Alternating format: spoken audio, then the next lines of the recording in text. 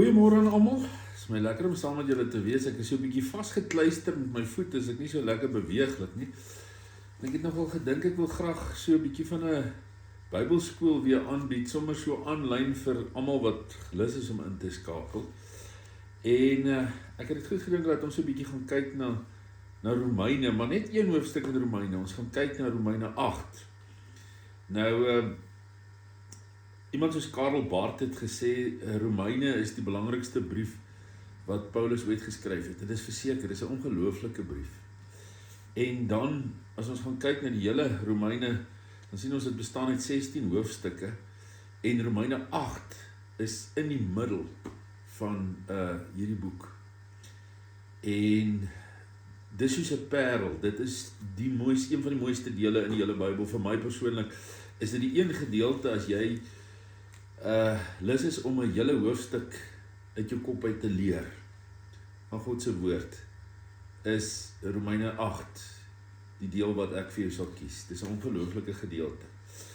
En daarom wil ek graag hê dat ons 'n bietjie gaan nader kyk. Ons gaan so 'n bietjie met hierdie Bybelskool so 'n bietjie stil staan en 'n paar temas ondersoek spesifiek in Romeine 8. Maar ek wil begin net so 'n bietjie agtergrond gee oor die boek Romeine. Dis natuurlik geskryf deur Paulus, en dis heel waarskynlik geskryf in sy verblyf in Korinthe. Paulus is vir 3 maande in Korinthe, maar hy is eintlik op pad na Jerusalem toe, omdat Macedonië en Agaia het geld ingesamel vir die gelowiges in Jerusalem, met wie dit op daai stadium baie sleg gegaan het. So hy skryf hierdie brief aan hulle in die jaar 57 na Christus. En is duidelik uit hierdie brief dat hy geweldig baie persone in Romeine geken het, al was hy nie die stigter van die gemeente in Rome nie. Hy ken geweldig baie mense, hy het uit die gemeente baie besoek daar. Die Rooms-Katholieke tradisie is dat Petrus die gemeente gestig het, maar ek dink dit is ook heel waarskynlik nie waar nie. Die meeste mense stem saam dat dit gestig is. Reeds met Pinksterdag was daar Joodse gelowiges in Jerusalem met die uitstorting van die Heilige Gees, en hulle teruggegaan Jerusalem toe en Rome toe, en daar het hulle die gemeente gestig. So dis 'n baie ou gemeente, en dis 'n gemeente wat aanvanklik bestaan het net uit Joodse Christene. Dit beteken nou Jode wat die Here Jesus as verlosser aangeneem het, maar later het daar ook ander heidense gelowiges by hierdie gemeente ingeskakel. En nou sien ons maar so onderliggend, as ons deur die boek blaai, dat daar was nog steeds 'n stryd, dat baie van die Joodse Christene wou graag nog gehad het dat die heidense Christene die wet van Moses moes onderhou. Dit is maar so amper in die hele Nuwe Testament was dit die groot stryd, en baie van die Joodse gelowiges die heidense Christene so half bietjie as minderwaardig beskou. En daarom is dit 'n baie belangrike tema in hierdie boek Romeine, is die tema van eenheid tussen gelowiges. 'n ongelooflike interessante en 'n ongelooflike mooi boek, 'n baie diepsinnige boek wat mens regtig sien hoe slim en merkwaardige mens Paulus was, hoe diep sy redenasies is. Dis nogal interessant as ons gaan kyk dat hy gebruik 'n spesifieke manier wat hy skryf, eintlik 'n redelike bekende manier in daardie tyd. Dis 'n retoriese trant. Dit beteken hy vra en dan antwoord hy dit die vraag self. Daar word ook soms na hierdie manier verwys as die sogenaamde diatribe, manier van dialoog voer. So hy vra, en hy antwoord dit self, en in sekere hoofstukke lyk dit of hy met 'n spesifieke Joodse Christen eintlik amper in gesprek, 'n fiktiewe Joodse Christen in gesprek is wanneer hy met hierdie brief skryf dan. As ons sommer so 'n bietjie verder kyk, hy stuur heel waarskynlik hierdie brief saam met Phoebe na die gemeente in Rome toe. Sy was op daai stadium in Korinthe, en dan stuur hy die brief saam met haar, stuur hy na die gemeente in Rome. Maar soos meeste van Paulus se ander briewe is dit ook, dat Paulus skryf 'n brief vir 'n spesifieke gemeente, maar die doel is dat hierdie brief ook dan na ander gemeentes toe versprei moet word. Nou, kom ons kyk so vinnig na net so oorsig oor die hele boek, en dan sal ons nou volgende keer sal ons 'n bietjie fokus op Romeine 8, sal ons van Romeine 8 daar begin. Die boek val so half in twee groot hoofdele uit mekaar.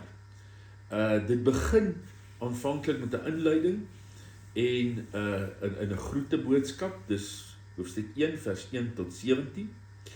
En dan is daar die eerste groot deel. Die eerste groot deel is 'n leerstellige deel. Dis nie altyd so maklik om te verstaan nie, dis bietjie hoër graad. Maar dit is van hoofstuk 1 vers 18 tot 11 vers 36. Is dit 'n leerstellige deel wat 'n hele klompie temas aangespreek word, soos byvoorbeeld almal het gesonde, so sondig, vryspraak deur geloof, die nuwe lewe in Christus, God se plan met Israel. Goed, dis die leerstellige deel. Dan die meer praktiese deel is dan die tweede deel. Dit is van hoofstuk 12 vers 1 tot hoofstuk 15 vers 13. Baie meer prakties, want die leerstellige goeders word nou toegepas. Ons lees hierso van dinge soos toewyding aan God, onderlinge verhoudings, swak en sterk is in die geloof. En dan, as hy daarmee klaar is, dan sluit hy af weer met 'n slot in 'n groeteboodskap. Paulus praat 'n bietjie oor sy reisplanne, sy persoonlike groete, en hy sluit af met 'n lofsang aan die Here. So dis 'n ongelooflike mooi en interessante boek. Dit is amper Paulus se dogmatiek oor alles wat hy wil sê rondom die geloof. As ons dan kyk, ekskuus tog nou, hoofstuk 8 spesifiek. Hoofstuk 8 spesifiek begin, en dis waarby ons volgende keer gaan wegval. En hy begin deur te sê, daar is dus nou geen veroordeling vir die wat in Christus Jesus is. Dis waar hy begin.